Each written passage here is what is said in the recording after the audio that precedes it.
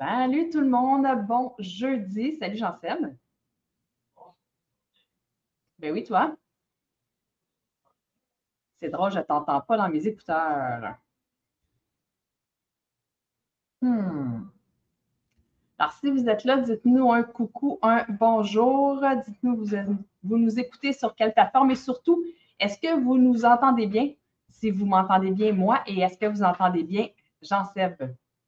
Jean-Seb, rasseye-toi donc de parler pour voir. Salut Marie-Ève. Est-ce que Marie-Ève, tu entends Jean-Sébastien ou pas? Parce que moi, je ne t'entends pas. On va voir, on va voir, on va voir. Toi, tu m'entends, Jean-Seb? C'est ça, on ne t'entend pas, Jean-Seb. Je ne sais pas ce qui se passe. Tu nous entends, mais nous, on ne t'entend pas. Fait que je vais parler un petit peu pendant que tu règles ton problème de micro. Bienvenue à cet épisode 61 déjà, my God, où on va vous parler vraiment d'actualité techno, qu'est-ce qui se passe dans le monde technologique, les attaques, les virus, et on va vous montrer des attaques en temps réel qui se produisent présentement. Souvent, quand les gens voient ça, ils ne se rendent pas compte de tout le nombre d'attaques qui se font simultanément dans le monde. Genre, non, toujours pas. Moi, je t'entends parce que tu n'es pas loin de moi, mais je ne t'entends pas dans mes écouteurs. Je vais vérifier que mes écouteurs sont bien setés. On ne sait jamais, mais oui, non, tout est bien.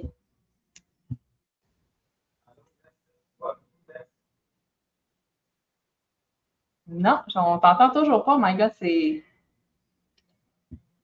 Au pire, allez, je vais t'enlever. Non, pourtant, ton son ici, ton micro, il est supposé d'être correct. Je ne sais pas.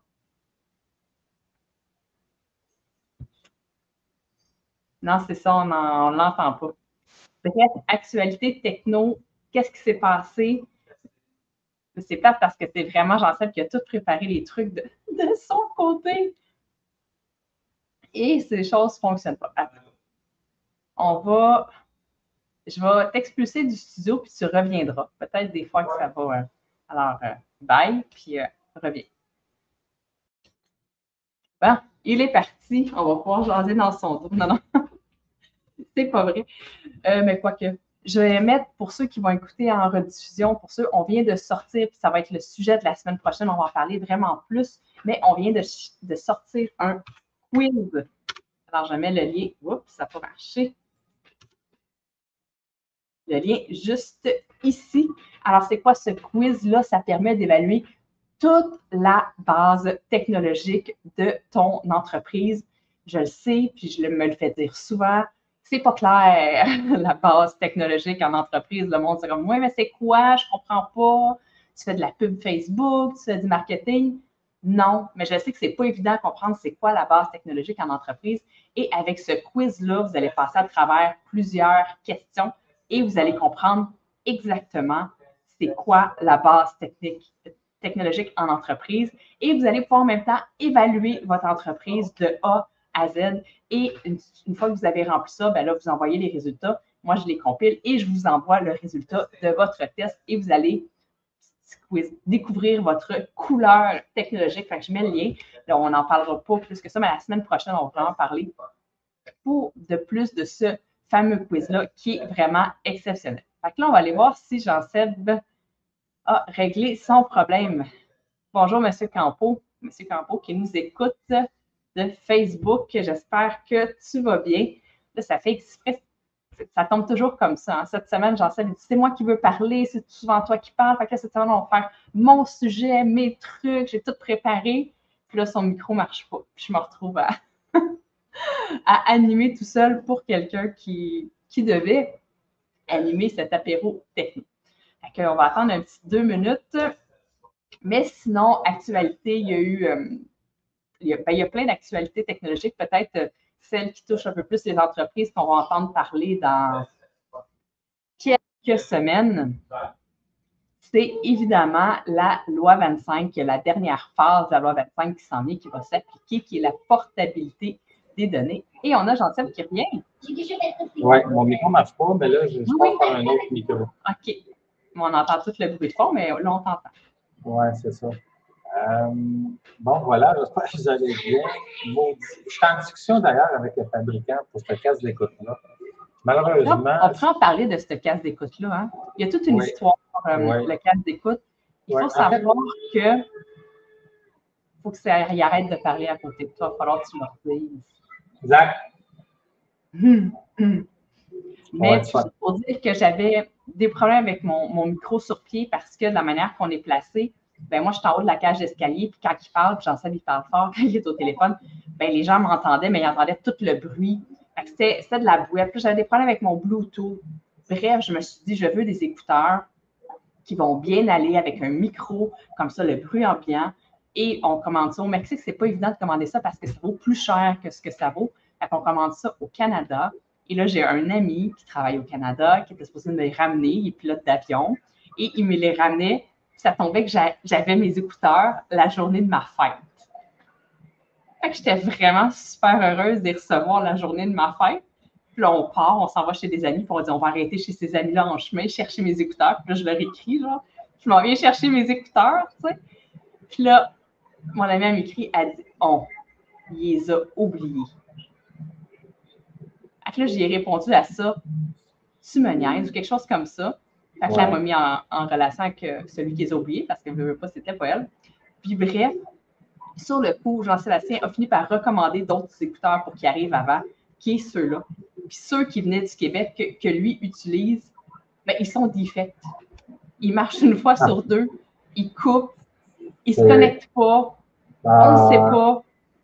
Finalement, je n'ai pas mes écouteurs, j'ai les autres, puis c'est Jean-Seb qui se débrouille avec les écouteurs qui sont arrivés en retard, mais qui ne fonctionnent pas super bien. En fait, quand ils fonctionnent très bien. C'est une bonne. On ne sait jamais quand ils fonctionnent. Ouais. C'est une bonne compagnie qui est le fait. J'ai confiance en cette compagnie-là. Ça a toujours, tu sais, ils font aussi des téléphones IP en passant. C'est lié. Okay? Ça fonctionne très bien quand le micro fonctionne. D'ailleurs, puis j'entends très bien tout, c'est Bluetooth. Je peux aller loin, je peux parler par exemple la vaisselle, tout ça. Mais j'ai ouvert un billet de service avec cette compagnie-là, leur disant regarde, je ne suis pas content, puis envoyez-moi un remplacement. Et ça fait au moins 2 mois qu'on est sur le pas d'échange, de régler des problèmes par rapport à ce casse d'écoute-là. J'espère qu'à la fin, ils vont me dire regarde, on va t'en envoyer un nouveau.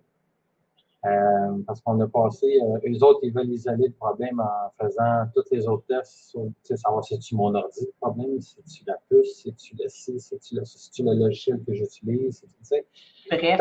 Mais ils sont très aidants, OK? C'est juste qu'on a toujours un petit délai de retard parce que c'est en Chine. Donc, Jean-Seb, actualité technologique, qu'est-ce qui s'est passé cette semaine dans le monde de l'informatique, des attaques? En fait, faire ça court, parce que j'ai été un petit peu, j'ai réglé beaucoup d'urgences qui m'ont retardé dans mon travail, donc des urgences avec Google Workspace et autres. Je vous dirais, actualité, qu'est-ce qui s'est passé? Il se passe beaucoup de choses. D'ailleurs, je peux vous conter une petite histoire. Pourquoi tu sais vite, toi? Je vais remettre mon son. Il se passe beaucoup de choses, mais tu nous dis rien. T'sais. Il se passe, mais il se passe beaucoup de choses, mais au bout de la ligne, on arrive 5 minutes plus tard et on ne sait toujours pas ce qui s'est passé. Bref.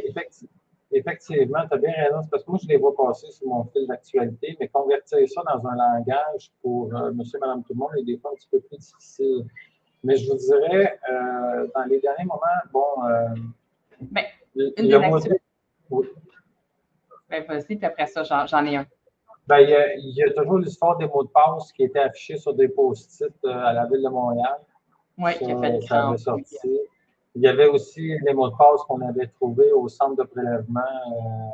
Centre de vaccination dans le temps de la COVID. Oui, c'était très beau. Les codes d'utilisateurs, mots de passe étaient collés, même pas avec des post-it, avec des le tape blanc qu'on met. Là. Sur les ordi, ça donnait en P-Touch. Oui, en P-Touch. Oui, ils ont pris le temps de régler ça en P-Touch. En fait, la grosse affaire qui est sortie ces temps-ci, je te dirais, c'est qu'il y a beaucoup de bases de données, évidemment, d'informations personnelles. Des grosses bases de données, genre 15 millions, 75 millions de personnes qui sont listées dans cette base de données-là, qui sortent Il y a eu la grosse attaque AT&T. aux États-Unis, 2,9 milliards d'utilisateurs qui ont perdu, dont les données ont été volées. C'est une base de données en Floride et ça pose des questions parce que la base de données n'était ni cryptée, ni Anonymisée. C'est ça, le mot que je suis pas capable de dire. Et fait que là, présentement, les données sont à vendre pour 3,2 ou 3,5 millions sur le dark web. Les données volées sont à vendre, mais c'est les données de 2,9 milliards d'utilisateurs dans les 30 dernières années. C'est immense l'information qu'il y a là-dedans et rien ne serait crypté ou codé ou protégé. On parle de téléphone, d'adresse, numéro d'assurance sociale, ces choses-là. C'est immensément d'informations qui se retrouvent encore une fois sur le dark web. Oui, c'est ça. Puis comme je dis toujours, ce n'est pas ce qui s'en vient qui est dangereux, c'est ce qui s'est déjà fait. Parce que le web n'oublie pas. Hein? C'est ça le web ou le dark web. Il y a toujours une copie à quelque part. Donc, c'est toujours faire attention à comment ces informations-là sont utilisées. Je me suis amusé, je vais vous conter mon histoire et après, on me fait de parano, je vais protéger. C'est bon ça. Non, parano, ben, il faut être un peu parano. Oui, il faut toujours se poser la question. De un, la personne qui me demande des informations, est-ce qu'elle en a vraiment besoin? Tu sais, là, dans le temps, je me rappellerai toujours, je me suis toujours ostinné d'aller louer un film, ça prenait mon numéro de permis de conduire et tout ça, donc on n'était pas aussi avancé que ça aujourd'hui, mais peut-être que je ne voulais pas le donner tout. En tout cas, j'étais peut-être aussi un peu spécial. Mais ça reste que... peut-être un peu spécial ou t'es spécial, ce n'était pas la même chose. Mais ça, c'est un autre sujet. Mais non, c'est ça, c'est un exemple classique, les clubs vidéo avec la loi 25, on parle de demander les informations qui sont requises pour le travail à faire. Ben, ils n'ont pas besoin de ton permis de conduire club vidéo. Puis je pense même à la fin, ils prenaient même en vidéo un 5 secondes de vidéo pour te reconnaître, tout ça. Écoute, c'était beaucoup trop d'informations personnelles pour louer un film. Dis-moi une chose, le club vidéo, je suis sûr qu'en investissement de sécurité informatique, ça ne devait pas être trop haut sur le budget. Ben, en même temps, on n'était pas à la même place, on n'était pas dans ces... Internet n'était pas ce qu'il était encore, on n'était pas dans ces années-là. Mais aussi, grosse actualité qu'on a entendu parler un petit peu, mais moi, c'est sûr que moi, j'ai entendu parler un peu plus, puis c'est toujours fascinant quand ce genre de fraude-là arrive, une fraude aux fournisseurs chez Hydro-Québec. Alors, c'est quoi une fraude au fournisseur? Ben, c'est ton fournisseur qui te fraude. Dans le fond, tu as quelqu'un qui t'appelle et qui se fait passer pour ton fournisseur. Fait qu'il dit, écoute, j'ai changé de numéro de compte ou j'ai changé d'institution bancaire ou peu importe la raison qu'il trouve. Et dans le fond, il dit, maintenant, pour me payer, il faut que tu me payes à une nouvelle place.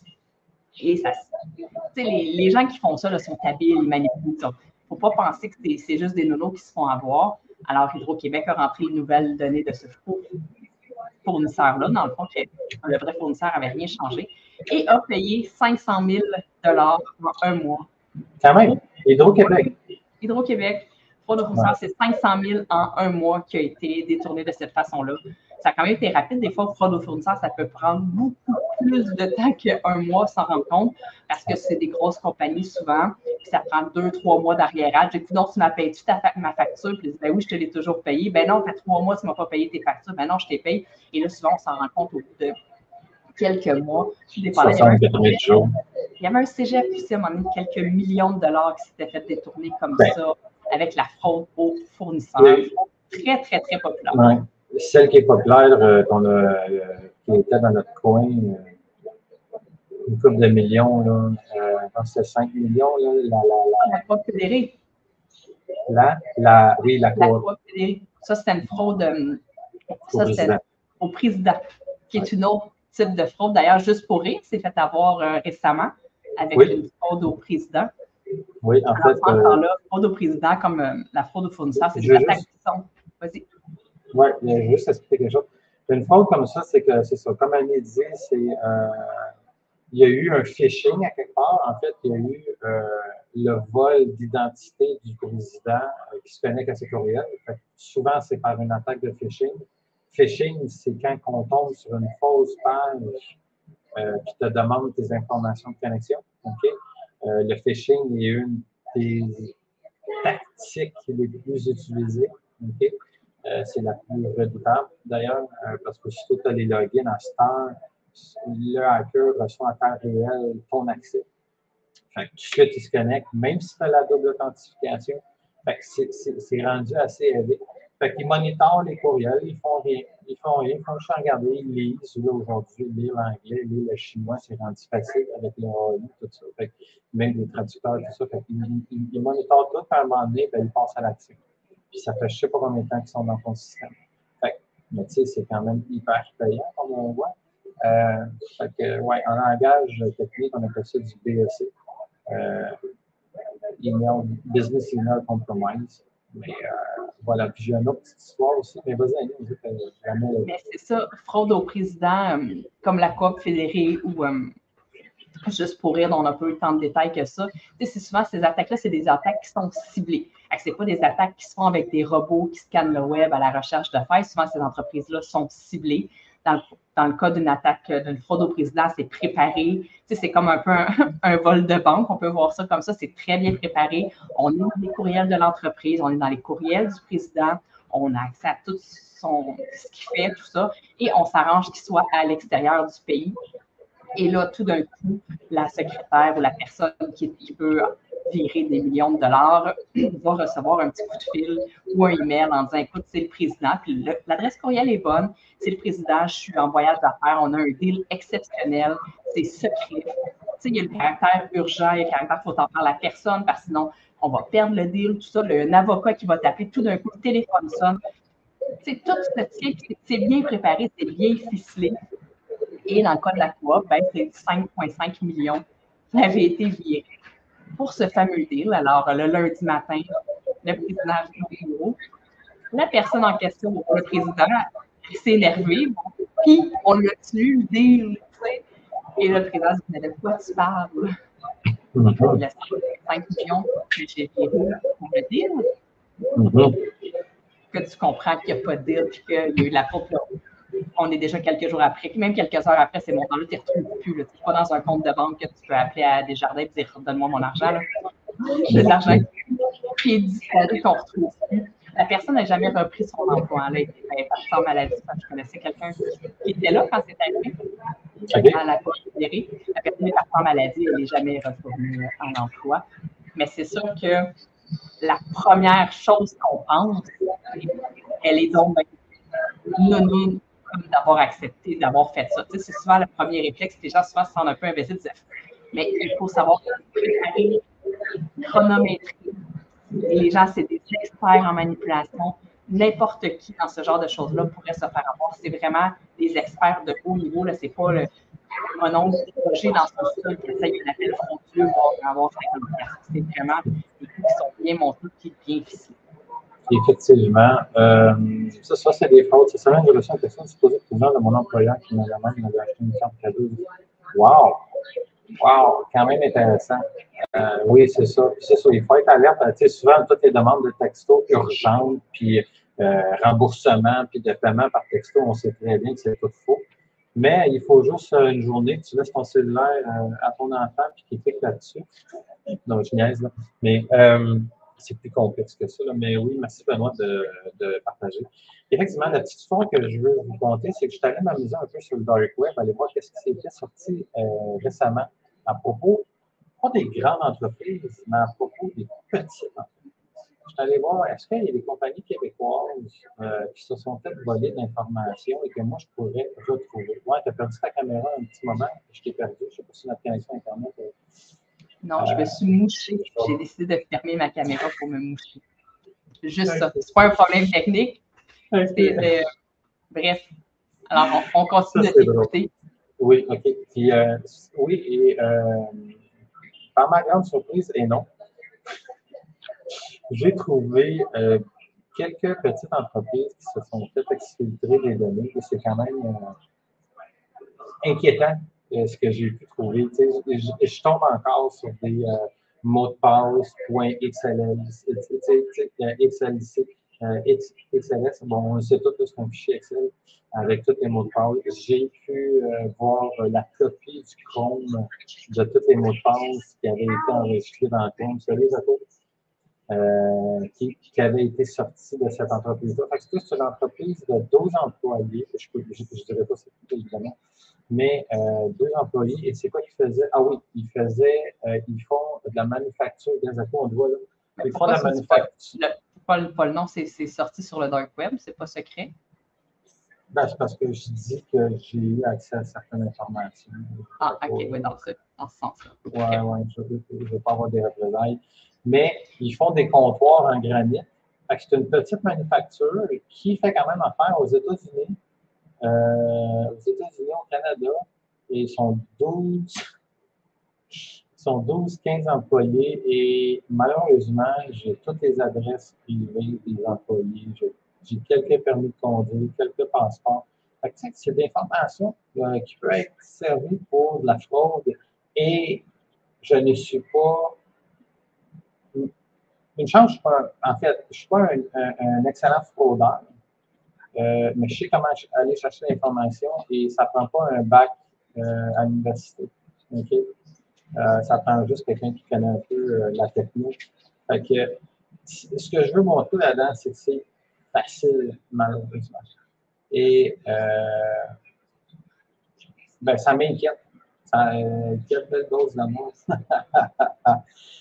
Ça m'inquiète parce que, oui, c'est beaucoup d'informations. Et la question que je me pose là-dedans, est-ce que la compagnie en question a avisé ses employés?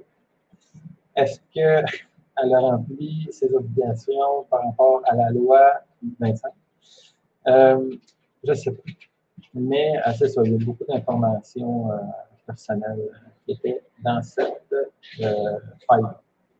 Est-ce que Jean-Charles peut nous montrer, oui. les maps des attaques en temps réel? Oui. C'est ça, le problème avec, tu sais, je faisais un reel justement cette semaine là-dessus. Le problème des données, du vol de données, des attaques, c'est qu'une fois que les données sont parties, c'est fini. Il est trop tard, on ne les récupérera plus jamais. Fait qu'une fois que l'information est volée, il n'y a plus rien à faire. On ne peut pas aller la rechercher, on ne peut pas faire comme ah, mais c'est là que les mécanismes de protection, que la cybersécurité, c'est super important parce que une fois que c'est parti, ben c'est parti. Puis là, les informations de nos employés, de nos fournisseurs, de peu importe, se retrouvent sur le dark web et sont accessibles.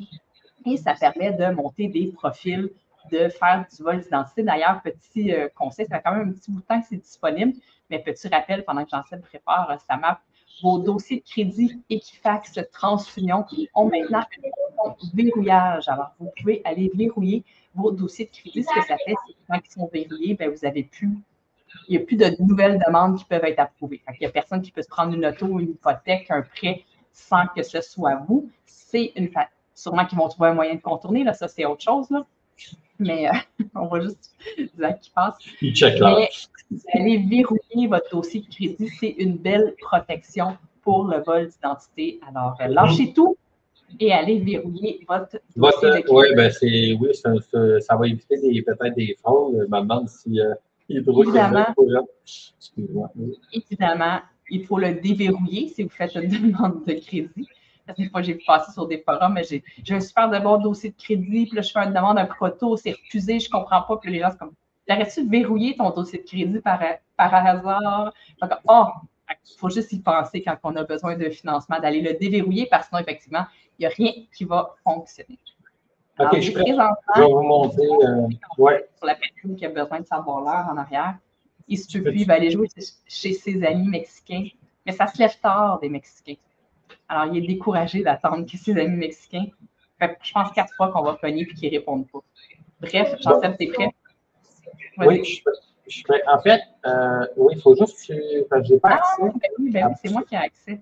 Merci. Donc, voilà. Aujourd'hui, je vais faire un petit 5 minutes pour vous montrer. En fait, on parle souvent d'attaque et ces informations-là, tout ça, mais tu sais, y a-t-il moyen de savoir c'est quoi qui se passe en vrai? Tu sais, c'est juste prendre conscience de ce qui se passe. Puis, sur notre blog, si vous allez sur notre site web ici dans le blog, il est vieux le blog, il faut filer en deuxième page. On commence à donner du jeu à notre blog, j'adore ça. Mais vous allez pouvoir trouver un vieux blog que j'ai fait en 2022 d'ailleurs, qui parle de ces attaquants en temps réel. Et j'ai une liste ici de marques que j'ai mis, que vous pouvez avoir accès d'ailleurs, pour je la mettre à jour, il y en a une qui ne marche pas. Mais voilà, donc juste pour voir les attaques en temps réel, à quoi ça peut ressembler. Ça peut ressembler à ça. Ça, c'est vraiment en fait, ces compagnies-là, Checkpoint ici qu'on a, compagnie d'antivirus et de plein de matériel de sécurité informatique. Mais en fait, il y a tous ces appareils-là, ce qu'ils détectent comme attaque. Bon, j'imagine qu'il y a une partie qui est dans cette map-là ici qu'on peut trouver. Et à temps réel, il nous montre un peu ce qui se passe et ce qui est bloqué à travers les systèmes. Fait que ça, c'est la compagnie Checkpoint, qui est en passant une excellente compagnie de sécurité informatique. Ici, on a Fortinet, qui est un concurrent, en fait, à Checkpoint, qui fait un peu la même chose, un peu différent. On dirait vraiment un jeu de battleship ou je sais pas quoi, mais c'est réellement des vraies attaques à travers des systèmes entre pays. Mais ça, c'est en temps réel. Oui, c'est ce qui est détecté. Présentement, ce qui se passe à la seconde, ben, peut-être pas à la seconde près, mais là, quelques secondes. C'est vraiment. Oui, ce n'est pas des attaques entre pays. Il faut faire la différence. C'est la détection. C'est la détection des appareils, exemple, installés aux États-Unis qui détectent certaines attaques. Là, ils vont nous montrer certaines sur cette map-là. J'ai la map de Radware aussi ici, qui est aussi impressionnante. Bien plus le fun d'ailleurs. On est capable vraiment de voir toutes les lance-missiles à travers le globe. Hein?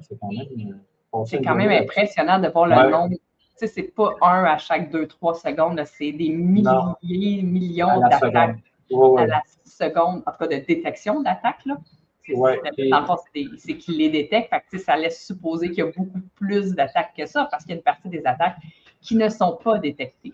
Effectivement. Mais bon, ici, c'est Bitdefender, qui est un excellent aussi produit de sécurité informatique. Donc, ça nous donne un peu le pouls. Tu sais, souvent, on se demande... on dirait que la map, elle vient de se fermer. OK. Donc, voilà, c'est un peu à ça que ça peut ressembler, ce qui se passe sur le web. Évidemment, il y a d'autres sites que je peux vous montrer, mais c'est beaucoup plus technique. C'est moins plaisant à regarder à l'œil. Mais voilà, c'était ça que je voulais vous montrer, c'est que ça existe et c'est présent tous les jours. Je regarde la map, c'est comme, même moi, on est là-dedans, puis je regarde la map, je suis comme, my God, à chaque fois, moi-même, je suis étonnée de voir le temps réel de tout ça. C'est complètement fou, mais c'est sûr, en même temps, il faut relativiser dans le sens qu'il y a beaucoup d'appareils aussi de connecter, tout ça. On vit dans un monde connecté. Là. Oui, mais comme je dis tout le temps. Oui. Ben vas-y, puis je vais finir après. Comme je dis tout le temps, avant Internet, on fermait notre porte en avant de la maison, personne ne pouvait rentrer, tout était barré. Là, aujourd'hui, tu fermes ta porte, mais tu as un fil qui sort dehors, qui est connecté sur le monde. Un fil, quand je dis ça, c'est la fibre optique qui rentre chez vous, qui est ouvert sur le monde, puis qui donne accès à ta maison et tout. Avec des appareils connectés en plus. Souvent, les maisons, les petits appareils connectés bien cute, bon marché. On pense aux caméras de surveillance, on parle aux sonnettes intelligentes, on pense au Thermomix, on pense à la balayeuse qui se promène, mais qui a accès au Wi-Fi. Tous ces petits appareils-là qui sont connectés au réseau, qui sont connectés à Internet, bien, c'est toutes des portes d'entrée. Et souvent, les appareils connectés, c'est des portes d'entrée faciles. Nos ordinateurs, on a quand même compris quand on a une sécurité. Windows ou Apple vient avec un système de base de détection des virus ou ces choses-là, mais tous ces appareils connectés-là ne viennent avec aucun truc de connexion, de détection de base. Parce que, ça commence à... Oui, mais c'est des portes d'entrée qui sont faciles et qu'on ne pense pas, mais qui ne sont souvent pas utilisées contre nous. Mais encore là, on ne rentrera pas dans les détails aujourd'hui, ce n'est pas le sujet, mais quelqu'un qui est doué en informatique ou qui s'y connaît et qui veut faire suer son ex, par exemple, bien, ces appareils connectés-là deviennent une source d'entrée, des points d'entrée pour surveiller la personne, lancer des commandes à distance sur les Google Home, les Google Nest, ces choses-là. Fait que, ça peut Et c'est quand tu ne sais pas comment, ça peut être très difficile de fermer toutes ces portes-là. On n'en parle pas, mais il y a une partie qui peut être de la violence technologique, là, si on veut, là, de l'intrusion comme ça. Oui, de la violence conjugale. Ouais. D'ailleurs, j'ai eu quelques clients là-dessus et c'est un peu l'enfer ce que la personne peut vivre. Elle ben, c'est du harcèlement. Oui, c'est du harcèlement technologique. Je ne sais pas comment appeler ça, mais oui. C'est très dur parce que elle a fait affaire, je vais parler d'un cas en particulier, elle a fait affaire comme avec 15 spécialistes avant moi. Et puis, moi, j'ai remonté tout son système technique. J'ai aussi y redonné confiance. J'ai aussi analysé les entrées possibles d'attaque parce qu'elle était freak, je ne sais pas comment dire ça, le parano. Tu deviens parano. Oui, tu sais, tu arrives chez vous, le système ne marche plus, Internet ne marche plus, c'est pas tout qui l'a cancellé, c'est l'autre chum, mais là, le chum, il avait encore accès au compte. Tu sais, c'est l'enfer quand tu as des divorces comme ça. Ou des, tu trouves un nouveau courriel, puis tu n'as plus accès à ton courriel parce que l'autre est dans l'ordinateur, puis dès que tu changes un mot de passe, ben lui, il te le rechange. Bref, ça peut aller très, très loin, puis c'est dur à prouver ces choses-là. On n'a pas encore beaucoup d'outils pour arriver, mettons, en cours ou à la police, puis dire, puis en même temps, c'est tellement parano qu'il y a une partie des fois qui n'est pas nécessairement réelle aussi. Ben, c'est ça qui arrive, c'est qu'elle s'est tournée vers la SQ pour avoir de l'aide, mais la SQ, qu'est-ce que tu veux qu'elle fasse avec ton Facebook puis tes affaires? Tu sais, c'est hyper long. C'est pas juste dans les films. Non, c'est vrai. Je l'ai vécu avec des clients. Et c'est très dur. Puis, je sais pas comment dire ça. Tu sais, la SQ n'a pas de. Oui, elle a une ressource en cyber, OK, en cybersécurité, mais tu sais, on parle des grosses entités. Le perso, don't give a fuck. Là. Il va y avoir des trucs plus sur la pornographie juvénile ou ces trucs-là, où là, tu as vraiment des grosses équipes à la SQ puis à la police qui s'occupent de ces dossiers-là en permanence, de scanner le web, de se faire passer sur des forums. Oui, mais de la violence conjugale. Au niveau de la violence conjugale par Internet, un peu, on peut comparer ça aussi aux ados qui se font harceler par les médias sociaux. C'est rare que la police a assez de trucs pour intervenir. Ça reste assez difficile à prouver. Mais c'est une forme de violence qui existe. Cette cliente-là, c'était vraiment hyper compliqué. C'était rendu mais ce qui est le fun, mais ce qui est le fun, c'est qu'aujourd'hui, il y a des outils qui viennent vraiment, tu peux vraiment venir séparer tes comptes. Il faut monter ça comme il faut. Puis faut, tu sais, oui, on est conjoints, tout ça, OK, là, ça va bien, tout ça, mais quand arrive la merde, si c'est mal monté, c'est de la merde à tout démonter. Tu sais, là, les comptes, les accès, les mots de passe, les ci, les ça. Fait c'est autant monter ça comme il faut en entreprise, mais c'est aussi monter ça côté perso. Tu sais, qu'est-ce qui arrive quand, lors d'un décès? Il y a ça aussi qu'on a vécu à certaines c'est un autre problème. Tu sais, as ta business, puis mettons, moi, j'ai ça de dire, mettons que tu décèdes, fait que des fois, mettons que tu es dans le coma, puis tu ne peux plus rien faire. Je trouve ça plus doux, tu sais. Mais il faut que si tu te casses une jambe, tu es opéré, puis tu es dans le coma pendant 4 jours, il faut que quelqu'un puisse continuer à faire rouler ta business, puisse avoir accès au compte de banque ou tout ça, parce que quand c'est pas possible, ben ça crée des méga problèmes, tu sais. Tu n'as plus accès à rien, puis ça arrive des gens qui tombent dans le coma. Oui, puis ça arrive aussi des gens qui, malheureusement, décèdent subitement. Et dans le coma, j'ai dit. Qui nous appellent, en fait, pas la personne, là, un appel from the grave. Mais non, mais sa sœur ou son frère, souvent, vont nous appeler, nous dire, hey, es-tu capable d'hacker le système? Leur dire à mon frère, parce que malheureusement, on n'est plus capable de rentrer là-dedans, puis il faut. Fait que, tu sais, tu arrives dans des situations particulières. Puis tu ne vas pas voir la police pour t'aider là-dessus. Là. Mais non, c'est tout un autre sujet, ça. Voilà. Ça fait le tour pour les actualités techno et les petites maps qu'on voulait vous montrer en temps réel. Si vous voulez aller les reconsulter, j'ai-tu l'adresse du blog que je pourrais mettre? Hein? Oui, je l'ai. C'est sur notre site web, là, en haut à droite, le blog, la deuxième page. Moi, cochonnerie. Quelqu'un qui a installé un OneDrive sur mon ordinateur. On nommera pas c'est qui. Et maudit technicien. Ben oui, puis là, j'ai un pop-up direct où est-ce que je mets mes commentaires, puis je n'ai pas accès aux commentaires. Bref, si vous allez sur notre blog, deuxième page, vous allez pouvoir avoir tous les liens des maps qu'on a partagées pour, ça vous tente un soir de mettre ça sur la télé. Non, mais tu sais, un petit souper de famille, tu manges autour de la table, à la place de mettre un feu de camp, un feu de foyer sur la télé, tu mets la map des attaques informatiques. Évidemment, quand tu reçois de la visite à la maison, tu les mets sur le réseau invité. Hein? Tu ne les mets pas sur ton réseau principal. Parce que ce n'est pas question dans leur cellulaire, mais ça sera un autre sujet pour un autre apéro techno. Hier, on se demandait de quoi parler.